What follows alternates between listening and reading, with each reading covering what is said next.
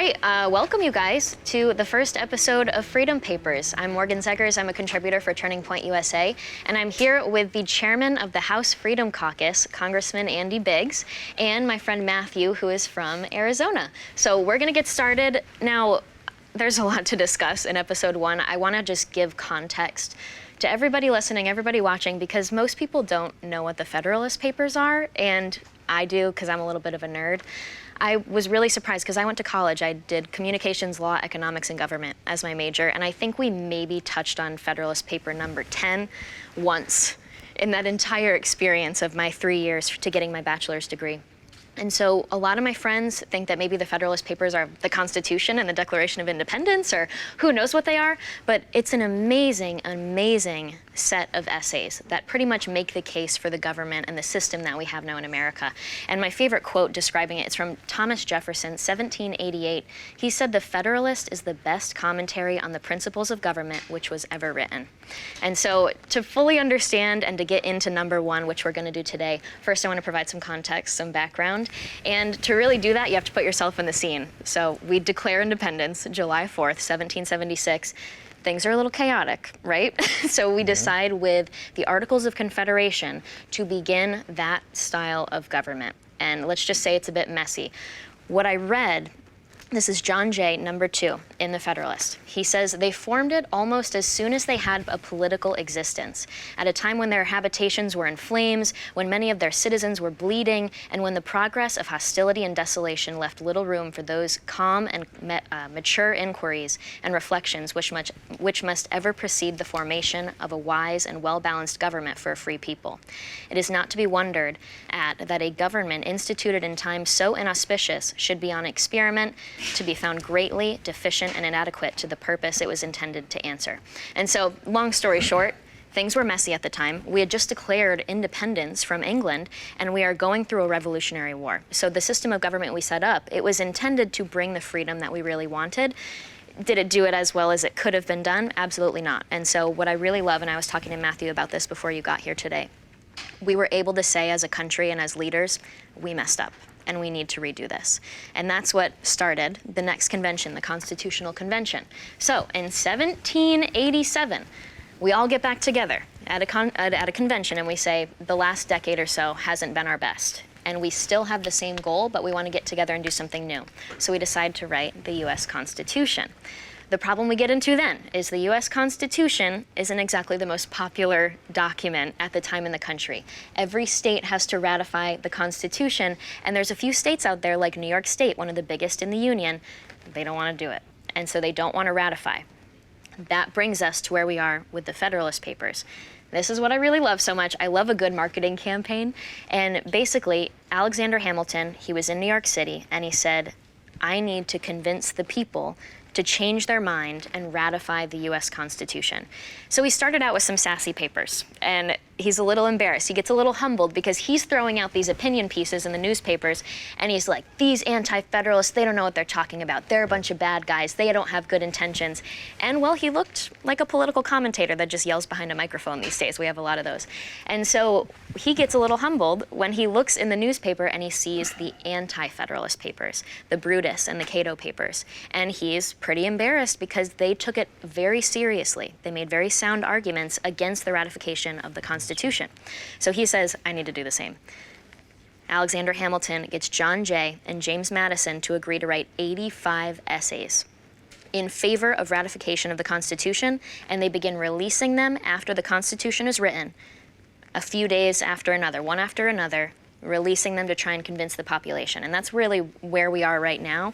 We're going to go through every single Federalist paper because there's 2 sections. There's the Union and then there's the merits of this Constitution. And the papers are split between the 2. The Union basically makes the case for why it's important to have one sound Union instead of a bunch of little Confederate states. The second part, the merits of the Constitution, makes the case for why the Union the Constitution is the best way to protect and preserve the Union that is needed. So we're going to go through them. Now, you guys, I don't even know where to begin on this. Do you have any thoughts on what Alexander Hamilton did with this? Yeah, can I just say jump in here, because I think you've really covered and given a great background. But one of the things to remember is that the Articles of Confederation, which we were we were operating on pre-Constitution.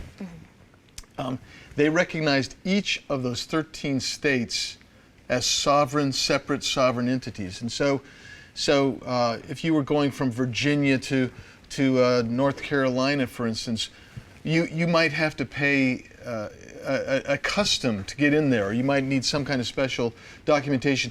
It really hindered. There you go. That's what I'm looking for. It really hindered the economic development of the country, and so what you had going on though is you had the people, like you were talking about New York. They liked the way New York was able to control itself, and they didn't want any overarching outside centralized power to come in and remove power from the states. And that was one of the biggest obstacles, is to get states to understand, well, you're going to be a sovereign state, you'll be a sovereign entity, but we're going to just bring in certain enumerated powers into the form of the Constitution. So when you talked about what the two aspects of the papers, what they're trying to do, they're trying to advocate for a centralization, and at the same time advocate for why this Constitution will then still protect individual and state rights. That was so critical here. And by the way, the trick here was when Madison was trying to put together the Constitutional Convention to go in, that was not what the Confederation had allowed. They said you can go in and you can make improvements to the Articles of Confederation, but you can't scrap it. They decided, and so Madison wrote a completely different Constitution. So they get there, they lay that on everybody, and then ultimately you see this Constitution come together and take shape, and now you've got mistrust of the founders who were there, because they were told you can amend this thing, but you can't scrap it and build something new. But they did. They just tossed that out and built a new one, and now they got to defend it. And I think that gets back to your point. Hamilton's like, I think he really believed that tossing a few grenades at the other side, yeah, that'll just wipe them out. We're done. We're ready to go. But it wasn't. This is very thought out, and I'm glad we're doing this.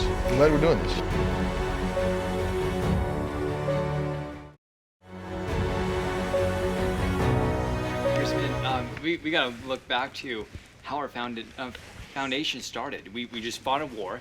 Americans are afraid of a centralized government, and that's the whole reason. The idea of bringing the original Articles of Confederation was to decentralize government, right. To have a smaller government and have states be self-govern themselves. And it goes back to the whole idea of self-determination. Our founding fathers were clear about that, of how states should govern their own states. But then we started seeing that there was issues with that.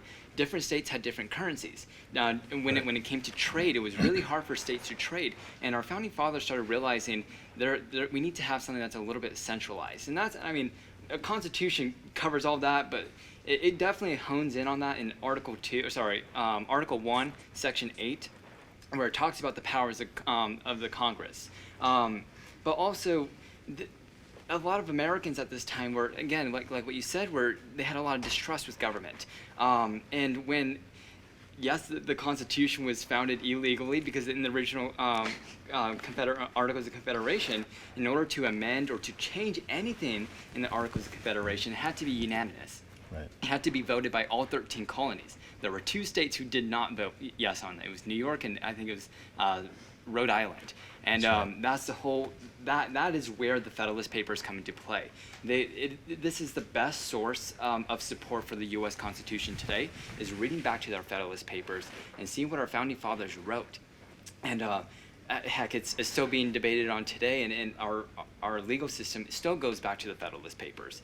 And I think it's incredibly important for students and Americans to understand what the Federalist Papers are about, and what Alexander Hamilton in Federalist 1 even spoke about, why this was written, and his concerns and grievances at this time, and how he inspired the state of New York to ratify the rest of the Yeah. U.S. Constitution.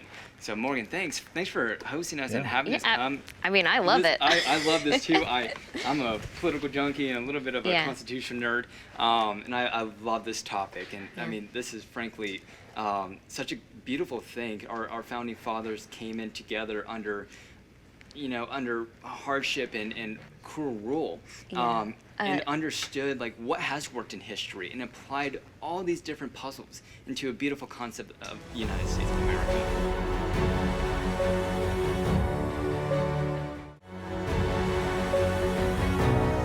When we talk about why we do these kind of shows, there's a study from Michigan State University. It said the most effective way to talk to a young person about either an opposing viewpoint or a very hard to understand topic, like the Federalist Papers and our founding documents, it's actually via peer, not via parent or professor. Right. And so listen, our teachers, our professors, our American classrooms are not giving it to the students in the first place, but it turns out, listen, that's not even the most effective way to really change a heart and mind about a topic. It's actually conversations like this. And so we'll consider you, you're a peer to the people. Well, thank you. I think that's the nicest thing anyone said to me today. Right, well, so you're in politics, and I love watching the world of politics. I'm not exactly in politics myself.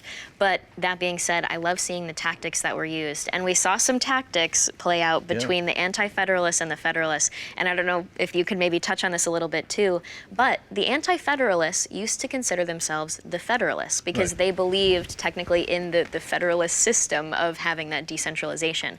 It was Alexander Hamilton that said, I'm going to take that name because I like it more and it sounds more positive and we're trying to convince the people. And so what I really loved about his articles is, first of all, he takes the term the Federalist. He speaks to the people in the essays as if they are just as smart as him. He doesn't talk down to them. He says, my fellow countrymen, my fellow citizens, you deserve to understand this. You deserve to know it because it's your decision. And we'll get into this a little bit later, but he basically says this is up to us. It's on our shoulders to determine if men are capable of governing themselves in a way that is rooted in choice, not authority. And I just loved that. Speaking of language, though, you have him taking the Federalist, you have him saying countryman, citizen, we are equal. But he also plays around because the Anti-Federalist Papers, they signed off as Brutus and Cato. They were Roman people that led through the Republic. He decides to take the name Publius. And Publius. I knew I was going to mess this up. That's right. He decides to take the name Publius because Publius has this great story back in these ancient times of being somebody that committed to his country, committed to the Republic of Rome, and said, I'm going to become consul, I'm going to stay here for the long run, and I'm going to see it through that this lasts for a long time, especially as the Republic expands and grows, which America basically was. And so it was just such a nice message to them to pick the story of Publius to represent that. Not only that, I love paying attention to these radical, crazy lefties that we have in the country today. He also chose that, and they wanted to all write under this name Publius because they wanted it to be this guiding figure helping the American people understand. He didn't want it to be like signed Hamilton because it would be something like Marxism. You know, Karl Marx is this weird, obsessive man that everybody on the left, even today, looks to, and it's because everything that he wrote had his name attached to it, and they wanted to avoid that obsession with one person, and I thought that was fascinating. Yeah, and what's interesting about Hamilton too, and of course they'll have a famous split later on between Hamilton, Madison, Jefferson, etc. But at the time, Hamilton was the only guy that was actually attending because there were 3 New York delegates. The other 2 left for the Constitutional Convention. So Hamilton knew about it. But what he did is, and what you're describing is what I call narrative building. So he was building narrative. And so the narrative for him was, hey, you know what, we're the real Federalists here. Because, why? Because people were concerned about what the central government relationship would be. And so he said, well, look, you're going to still be a state sovereign, and this is the way it's going to work, and we're also going to protect your individual rights. He understood, as he was crafting the narrative, and as you read this, they understood human nature, and they understood the milieu of the world that they lived in. The world that they lived in is we were just talking about, the brutal reign of King George that had just been governing them. He understood that these people were constantly yet concerned about that because they felt vulnerable, because you still had Great Britain. And you also had this notion of the competition between the states. Is South Carolina going to enlist with Great Britain so they could come back over and take? They didn't understand. They trusted, but not fully. So Hamilton and Madison, and Jay not so much because he didn't write very many of these, they understood the human nature and what was going on in the world, and they built their narrative in such a way that it resonated. And back then there was no, of course, internet or social media or anything. People read these newspapers that were delivered on the post roads and what have you. And Publius, the other thing about Publius, using that name Publius, if you didn't know what the background of Publius, you just thought, oh, public. It was related. I like yeah, that. That makes sense. Yeah, somebody in the public is writing this stuff, and so it's really, really very well done. And we do it in politics today. You know, so you craft the narrative, you know the human nature, and you know the world you're living in. That's how you do it.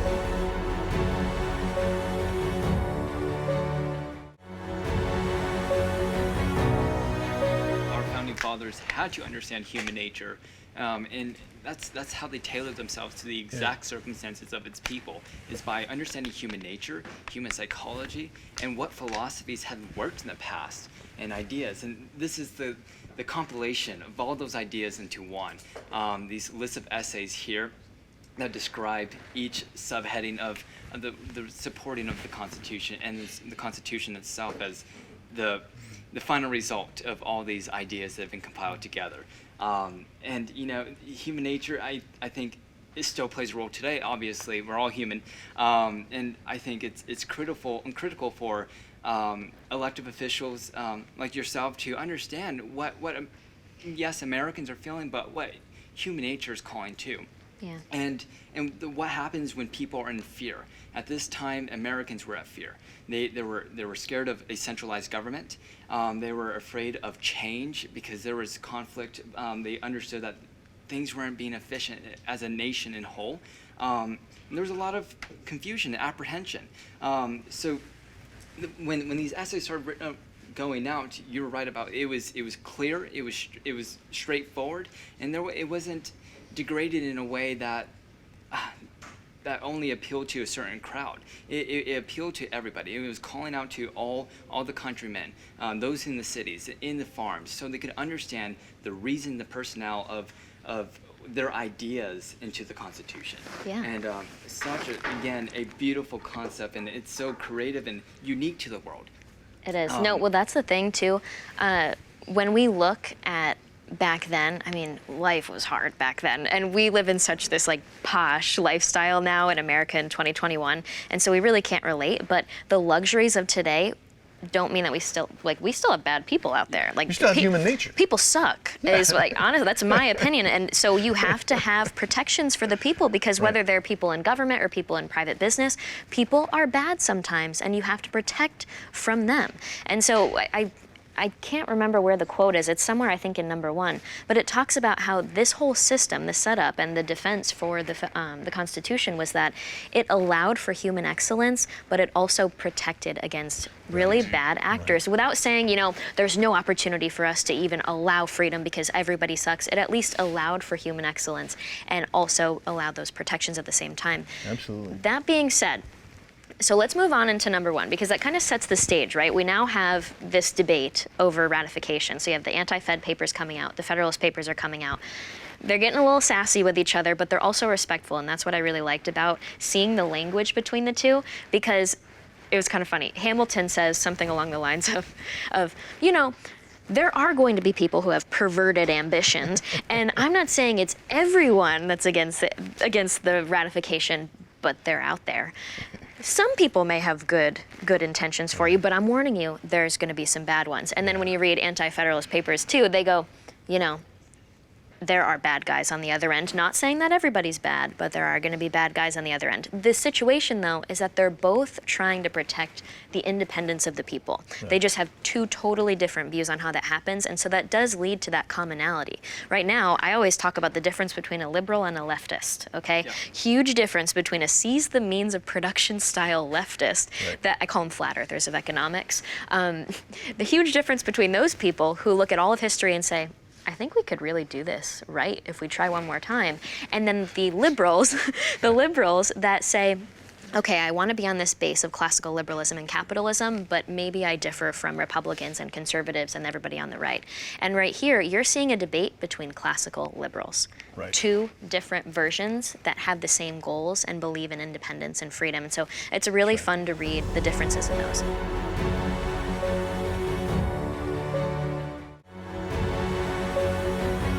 Let's get into number one. First quote. I'm gonna open it up. Let's crack open the books. First quote that I want to talk about, just straight up and out there. I love this. Hamilton says, or Publius says, I should say, I am clearly of opinion it is your interest to adopt it. I am convinced this is the safest course for your liberty, your dignity, and your happiness. And that word dignity really gets me going. I love that. It really does shine true too, and it reminds me of everything we've seen over the last 2 years with the pandemic. I think the American government that we're seeing right now has just chopped us off at our knees. We're buckled, and we don't have our dignity because our livelihoods have really been taken from us in so many ways. Can you talk about that a little bit? Yeah, no, I think you're exactly right. So I'll talk briefly about where we are today. I mean, we are at a time that the founders actually in the Federalist Papers will warn about, right? Yep.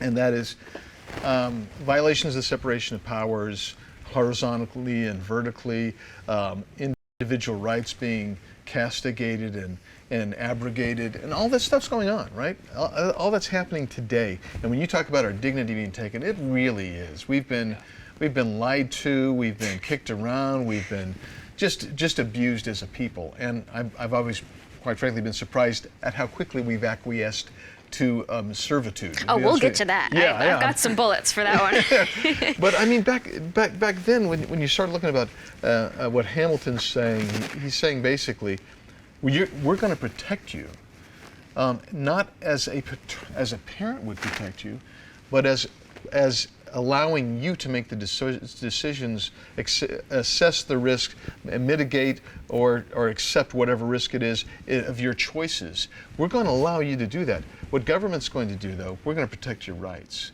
Not only are we going to protect your rights, but ultimately the centralization, there'll be very few reasons for the central government to act. And they refer to it as a federal government because it was essentially a confederation.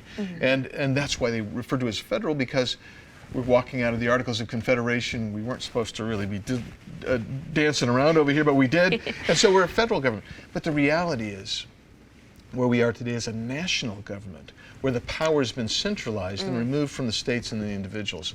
And so ultimately, when Hamilton's talking about that, I think of him saying, okay, we're going to protect you.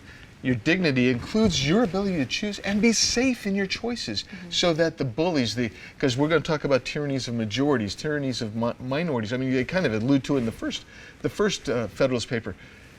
He says we're basically going to check those. We're going to check that power, and you can be safe. You can make a reasonable choice. It'll be a rational choice. They thought of people as rational, as reasonable.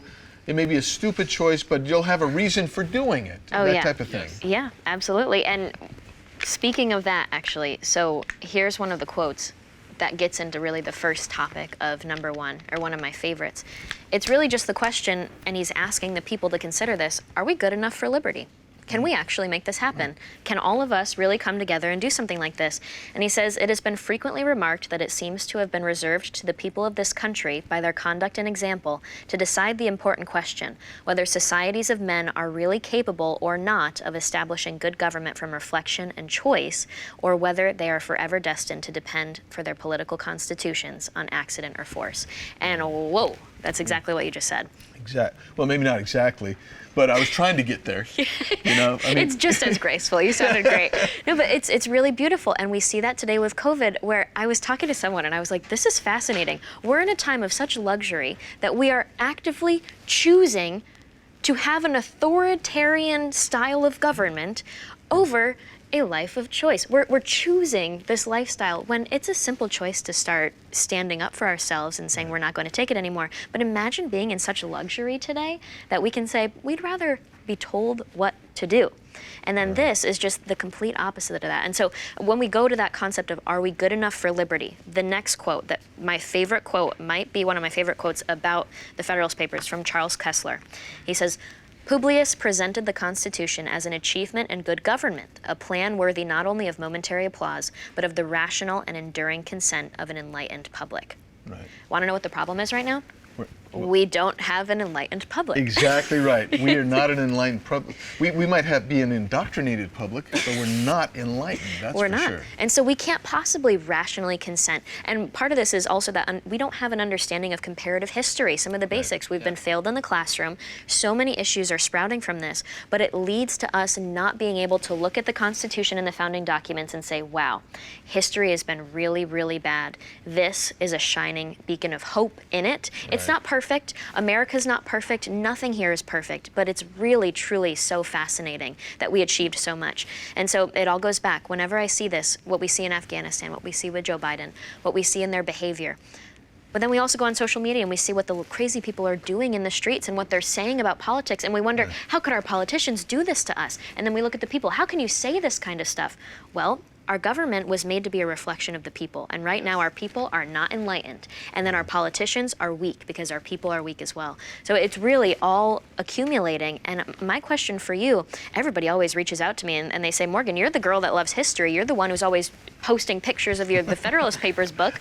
What do you have to say about the solution for this? Where is the check now when you have Joe Biden ignoring orders from the Supreme Court and doing really serious obstructions when this has never really been done before?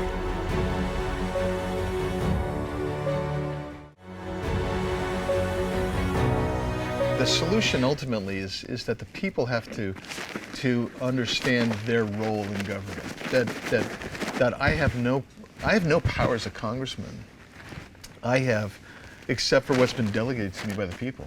People get the kind of government they deserve, and you know what? I mean, they really do. And so the solution is ultimately, I keep telling people, the solution is going to be federalism, which is strong governors, strong state legislatures telling the federal government, we don't want your money, because if we take your money, you're going to bring mandates and chains on my state. And if enough strong governors say that and push back, then Congress, most of my colleagues don't get this, but many do, Congress will have to retrench and say, well, okay, there's a problem going on here. Because right now we have centralized power into D.C., and the founders' purpose is, as you go through the entire Federalist Papers, you're going to get to do that, it's a fascinating read, is to diffuse power, get it away. You don't want an oligarchy or some small group or even an individual having all the power. And that's what we have right now. Yeah. And so that's how we got to stop that. The best way to do it is for the states, legislatures, and citizenry to stand up and say no more. No more. Okay, so at the state level, and I hear that a lot. People are like, I can't wait for Ron DeSantis to be president. I'm like, whoa, calm down, calm down. He's like reinvigorating the passion of federalism, because he's letting people know, no, this is how you actually spark change. I don't need to be president to do something like that. He's leading a new conversation. And he's standing up and he's saying, no, we're not going to follow you, Fauci. No, we're not going to do this, Joe Biden. We're going to do what Florida citizens want to do. Yeah. So this is where we get into the weeds. We tell people, okay, if you're in a blue state, then you got to leave. You got to go to a place like Florida. People are scared right now. Like, I hope you guys understand this. My DMs are full of parents that are worried about the future of the country, and they say, am I supposed to pick up and leave right now? Like, is that really the solution with our federalist system? I'm supposed to go to a state that I can be protected by my governor? What if the governor gets changed out in the next 4 years and it's not somebody that can protect us too, because we're on this big blue wave of these people that believe in authority over choice? So what is the solution for an average family member that wants to really bunker in for the long run? Well, so the states are supposed to be the laboratories of democracy, right? I mean, that's really what they're supposed to be. And the founders basically said, you know, I'll just use this. If you like socialism, you'd go to California or New York. I mean, that's where you're going to get socialism. If you want a more libertarian, more conservative point of view, you might move to Arizona, Texas, Florida, something like that. Hopefully Arizona. I mean, that really needs to be that way. But in any event, they anticipated you voting with your feet. And so yes, they could move, or they could just try to find like-minded people to change where they are. Yeah. And more often than not, that's why so many people are exiting California, is because they can't change. They can't get it done there. They can't get it done in Oregon or Washington. And we've seen what's happened is, as leftists move to Arizona, it gets harder to keep the libertarian / conservative individualism, rugged individualism that we used to pride ourselves on. So that becomes the real challenge. And so each family, each individual has to make that choice. But the founders certainly anticipated, that's what happened during the Jim Crow era. Yeah. That's what happened in you had emancipation states, you had slave states. People voted with their feet. Yeah. Now, what about at that state level? Is there a solution when we go another level down to local, or is this truly state power? No, it's local. Yep. Yeah, it gets right down to the local stuff too. I mean, look. So we talk about. I just mentioned indoctrination. We've all talked a little bit about that today. It's prevalent. That is a local, really truly a local issue. So you need your school boards.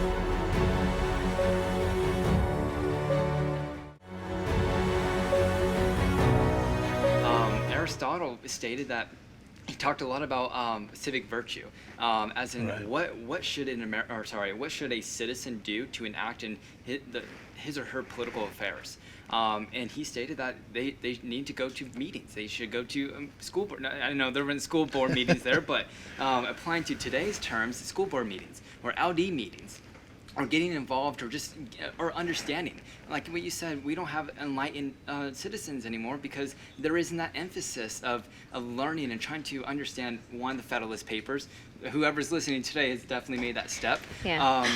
Thanks. Or reading the Constitution, or asking these questions. And it's easy just to follow rather than to lead and ask questions. Mm-hmm. And that's what we're seeing today with COVID and all these other issues where we're just following. A lot of people are, I hate to say the word sheep, but it's easier to follow. It is easier to listen. Sheeple's a little nicer. We the sheeple. Yeah, well, they say, I remember a few years ago they were saying, Gen Z is going to be the most conservative generation in America in a long time, and they've got the world at their fingertips on their phone. They can look up anything, and they aren't going to be tricked, and they're going to be fully knowledgeable. Okay, just because we have the world at our fingertips on our phone doesn't mean people are actually taking the initiative to do it. And so inspiring people to do that is truly part of the culture wars. It's part of reinvigorating. So I always encourage people to truly you don't have to consent to the style of life that we have built in America in 2021. You can rethink education. You can rethink community activism and local involvement. You don't have to subscribe to what is being put onto you. And that's a really fun topic because it brings in the homeschooling mamas that never really saw themselves as political before. It brings in all these new people and factions that could be brought into our movement.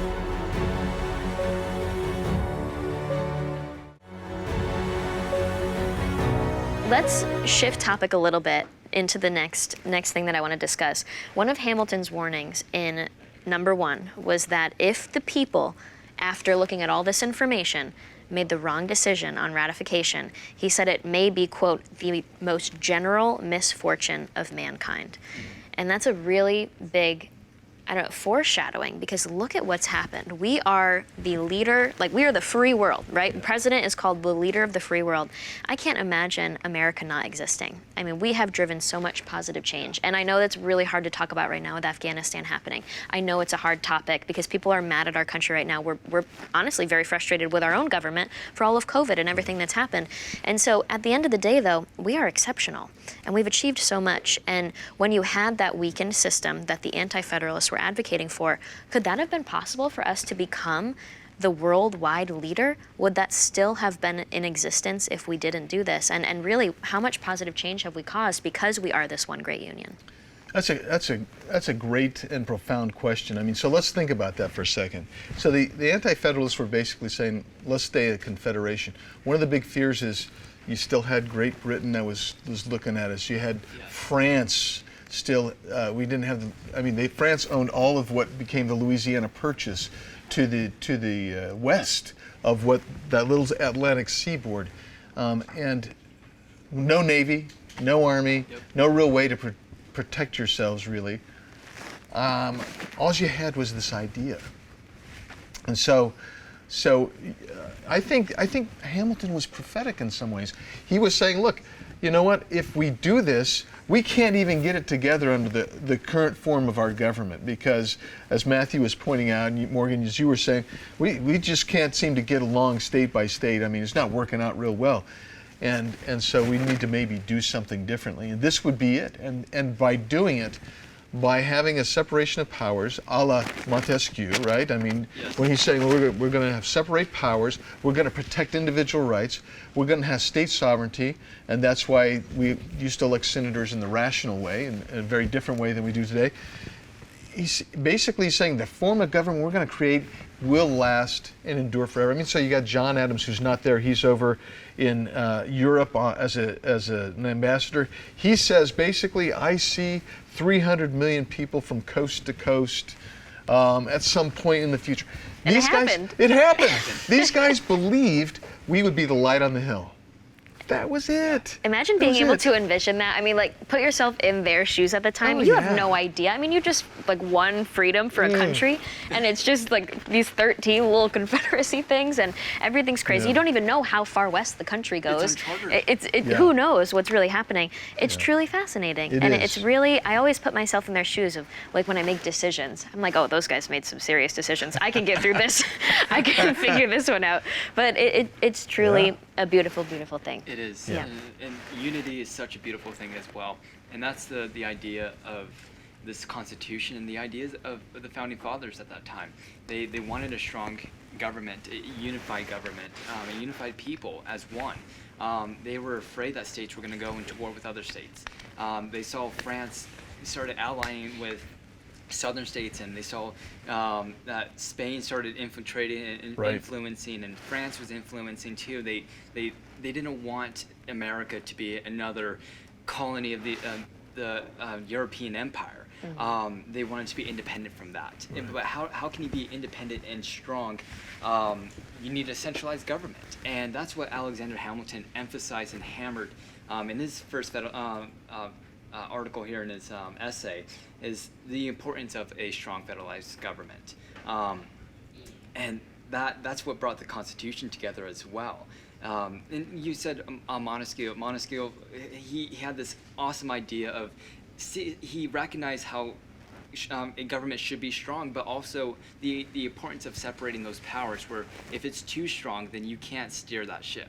But if it's separated, you could have checks and balances, and that's more of, I think, Federalist 10 there and Federalist 51. Hopefully we'll talk about that in a future date.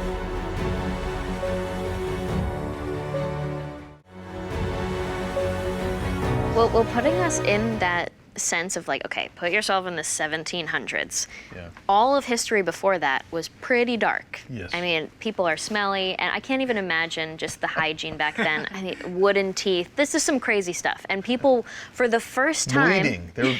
If you're sick, they're going to put a leech on you. Yeah. Right? Or they cut you. So it's just, the world was really different. And these concepts of, like, I think people could actually control themselves and run a government on their own. Like, they could make it happen. That was truly unique. Yes. And yes, we had, like, Rome and Greece way back when, but I have this weird obsession with Catherine the Great.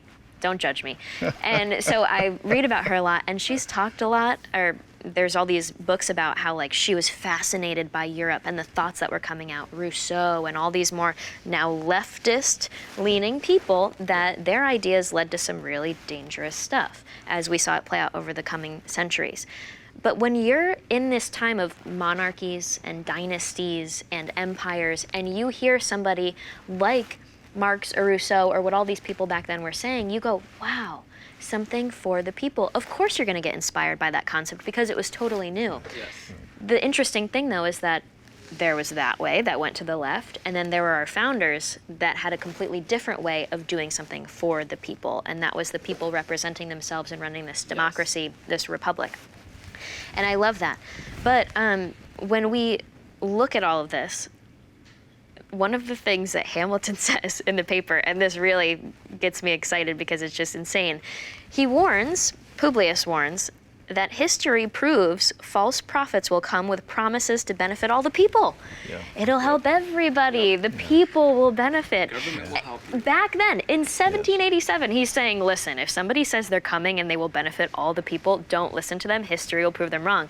And so if you look at that in 1787, history had already shown that.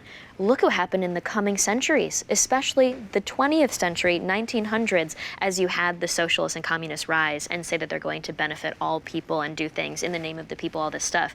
And then, of course, we have the modern day socialists in AOC and the Squad and the Democratic Socialists of America. So that is truly one of my favorite parts of the Federalist Papers because it was so stinking true. Yeah, and I'm going to read from the paper here because your quote there reminds me of this quote, and I took some notes years ago when I was reading this, and just again, and so it says, the greatest number, and he's talking about these demagogues who end up running for and end up as tyrants. The greatest number have begun their career by paying an obsequious court to the people. In other words, what he's saying is, a lot of these guys get out there and they're doing exactly what you said. They're basically going out there to glad hand and lie to everybody and tell them, is that what you need? You got it. You're going to get something different. It's going to be just marvelous. They're obsequious. They're to the people, but they commence as demagogues and end as tyrants. Now, when he says that, my notes say Al Gore. Mine say AOC. And mine say Joe Biden. That is so funny. So, I mean, when you read that, you go, like, the guy was right. I mean, if you've been in politics, you see this all the time. And so we now say, do you keep your campaign promises or you don't keep your campaign promises? Well, the reality is these guys make every promise in the world. And, you're going to get a cell phone, you're going to get free health care, you're going to get, everybody's going to get college paid for free, etc. All of the socialist things you were alluding to. Mm-hmm. And then in the end, they can't deliver, so they fill that void now with tyranny and authoritarianism. And do we not see that in America today? I mean... Absolutely. History has been so clear about what happens when someone speaks like that. Yeah. And I'm going to have to look more into, what are the examples he's referencing, because what were the examples back in 1787 that you could say, listen, history's proven this is not a good way to go. And then we still messed up for another 3 centuries. But it is, for me, when you hear young people talk about collective ownership by the people, it's very, very dangerous. And when we talk about the leftist groups right now, there's specifically the Democratic Socialists of America. They always manipulate their language and everything. And all it takes is looking on their website. I don't know if you've ever just taken a little Google search. It takes 5 seconds for me to go to their website and it reads, we don't have a long-term plan to actually achieve our goals of people's ownership of private companies and industry. But in the short term, to get to our long-term goal, we're just going to increase taxes and regulation on these businesses to slowly gain control of them so that we can achieve our long-term goal. Bada bing, bada boom. It was a 5-second Google search to find out that these people aren't interested in becoming like Nordic Europe. They're interested in becoming a seize the means style of production socialist country like we see in Venezuela. And that's why I just put my foot down whenever I hear any of those DSA endorsed people speaking, because I just don't trust them.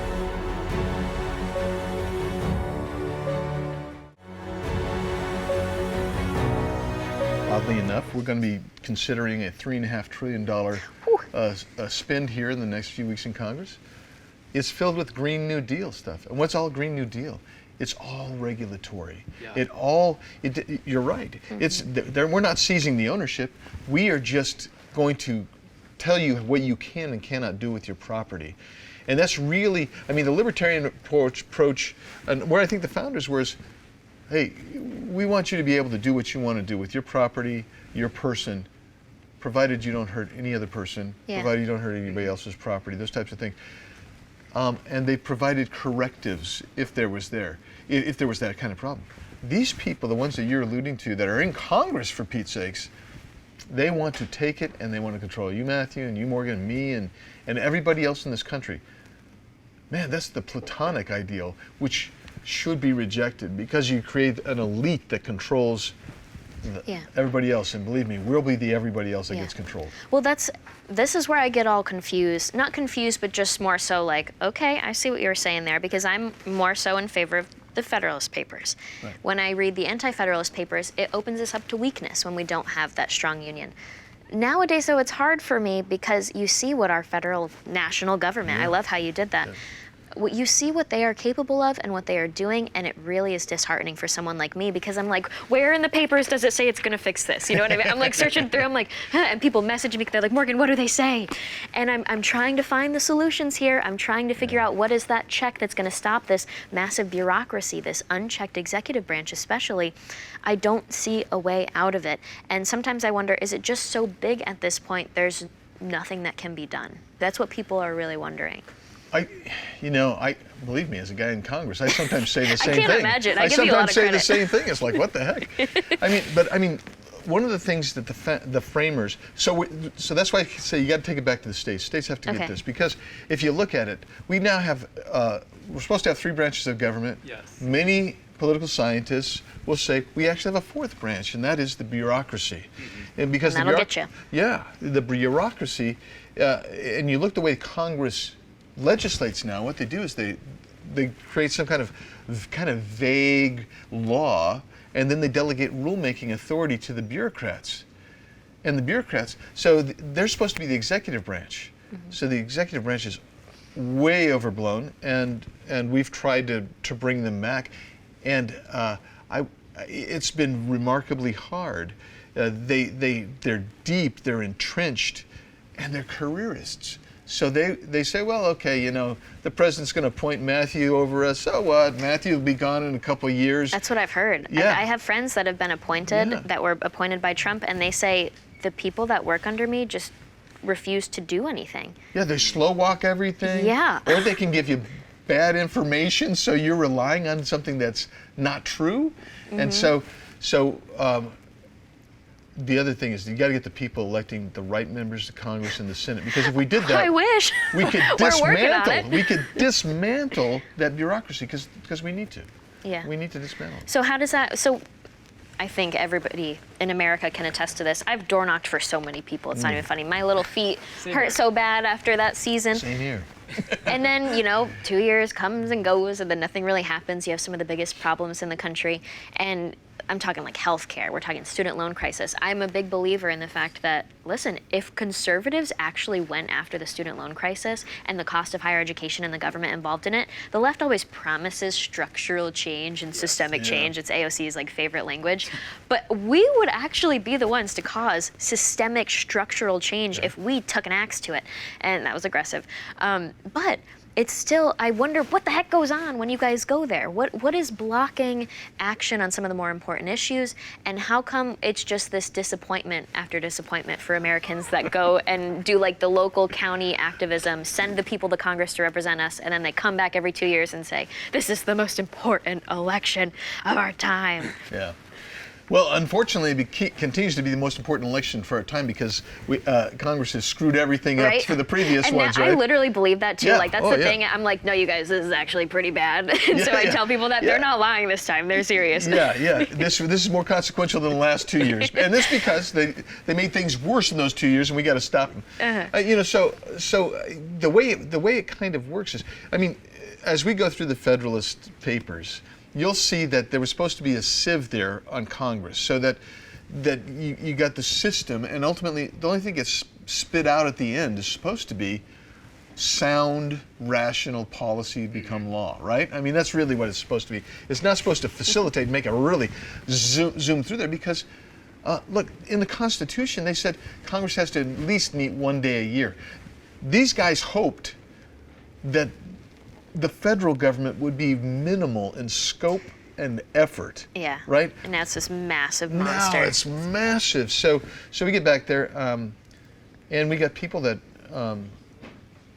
they don't want to keep their promises. Yeah. I'm a big believer. If I promise I'm going to do something, if I tell you I'm going to introduce these 10 bills, I'm going to bust my tail to introduce those 10 bills. And we're going to get that done. But we've got other people that not so much. Yeah. And now we're fighting an indoctrinated left. Yeah. Think about that. These are It's a people. bad combo. It's a You have bad these combo. elites Yeah. combined with these, let's be honest, idiots. And I mean the flat earthers of economics. I'm not talking about the naive young people out there that are being misguided. I think there's a huge difference. But you have really dangerous people out there that are rioting in the streets causing damage, saying they want to end classical liberalism and capitalism in America. Are you kidding me? Yeah. So I wonder, when we look at like the Anti-Federalist Papers, they warned about this. They were worried that this is what was going to happen, and they said some really aggressive stuff about it. We'll have to include it in future episodes because I have a whole list of quotes. Like, they were aggressive with their language, saying this is the worst thing that could happen to mankind potentially, the U.S. Constitution, and so it's kind of funny to read that stuff. But they were kind of right in a way. Do you think that? Like, what do you guys think of the fact that they warned an oligarchy, an aristocracy, this big elitist hub was going to form that was going to eventually oppress the people, whether it was in the short term or the long term? Well, I think they were giving a good warning. Yeah. A legitimate warning. I also think that the Constitution, I think it was divinely inspired. That's just me. And Beautiful. and if it was inspired, and you look at it, it has its flaws, but it was set up and designed, as John Adams said, for moral and righteous people, because that's what it takes to be free. Yeah. You have to, if you've got let's say 330 million people, and you've got 50 million of them that are actively trying to undermine the laws and the system, it's going to be tough. It's going to be tough sledding. And are we good enough for liberty? And it gets back to that question. You're exactly right. Are we good enough? Are we moral enough, smart enough, educated and knowledgeable enough? All of these things, it's required for us to uphold the Constitution the way that we need to. And so I really, really hope we can. Yeah. Yeah, and I think the division of government as well, it plays a fundamental role to can we keep freedom going? Another thing that I really like is Locke talks about natural rights and the freedoms of that. That is life, liberty, and property. And he talks about how this is a God-given gift that we have that government should not take from us. But here we are seeing it in this year and years past where people are willing to give that up. And when we give that up, again, are we able to maintain freedom? Are we able to even handle freedom? And that's a scary question to ask ourselves. And we're seeing people in COVID, this is prime time right now, where people are giving up their freedoms. What else are they willing to give up? You know, and is it easier to have a demonstrous government that controls everything that we have, or then to come up with questions or to govern ourselves? You know, that's where we're coming towards, and I'm really afraid to see what going to happen next. But I'm energetic to see that there are Gen Zers who are awake to that, who are reading the Constitution, who are fighting each day to Have you seen those chants in the football stadium? Oh, I have. I have. Gen Z's awake. Let's end on a good note, you guys. We'll wrap it up. And one of the lighter, more positive things we could end on is Publius talks about how philanthropy and patriotism are really, really important pillars of a prevailing Republican government. Do you want to maybe enlighten us and enlighten the listeners on how we can instill those values again in the future generations, and what we can do to make sure that we get those things back? Well, you know, philanthropy and patriotism, I think what's happening now is the pendulum is swinging back. For patriotism on that side. I think it's a natural pendulum that goes, but I think most Americans are center right. Most Americans really love this country. Yes. And I think it's just a few radicals that really don't. And so I think patriotism is in vogue. I think the Afghanistan thing served well to wake up Americans to. I feel like we're going to get a new Toby Keith song soon or something. A boot in somebody's tail is what we're going to talk about. But yeah, absolutely. I think that patriotism is coming back, and I think philanthropy. We're still the most giving nation in the world as far as charity. So those two things. But it gets back to something we were talking about earlier. I do think we've got to recover the institutions at the local levels, as Matthew was saying, Morgan, as you were saying. We've got to take those institutions back, whether it's the schools, post-secondary ed. Oh my gosh. We're making it happen, though. That's the thing. You guys, TPUSA is doing a fantastic job. And I just believe that as we start making inroads in those institutions, you take off the blinders that come with this indoctrination, and people see it and they love the country. Yeah. They love being free. They love being able to make choices. I mean, if you take freedom down to somebody's choices, individual choices, they're going to say, well, wait, I want to be free. I mean, we don't want to be another Venezuela. I mean, and we don't want to be without food, and they want their internet. I mean, good grief. People want to live their lives. Yeah. And as you do that, it births and sustains philanthropy and patriotism. And those things, actually, it's a great synergy because it'll keep building on. And I'm really hopeful. Absolutely, I am too, and I think, as tough as this Afghanistan situation has been for us, it really reinvigorated in a lot of American hearts that, whoa, this is not how we behave. This is not how our leaders should act. This is not how we want the world to see us. I think it made a lot of people stop and think of, like, what can I do? And one of my favorite things, I just did a speech in Colorado, and Mike Pompeo spoke after me, and he said, a lot of people tell me they don't do politics. Well, I've got a message for you. Politics does you. That's right. And so that's really such a positive message for people, and that means doing it at the most local levels. A lot of movement is happening at the local levels, and we're going to continue to see that. So thank you guys so much for joining episode 1. I really appreciate it. Thank you, Morgan. Thank you, Thank you. Congressman Biggs. Wow, thank you for joining, and we really appreciate the conversation. pleasure. And My thank you for pleasure. joining. Thank you. All right, thank you guys for watching episode 1 of Freedom Papers. I'm Morgan Zegers. You can tune in every week for a new discussion on one of the Federalist Papers, the Anti-Federalist Papers, and all of the great American values that we are going to bring back in our country. See you next week.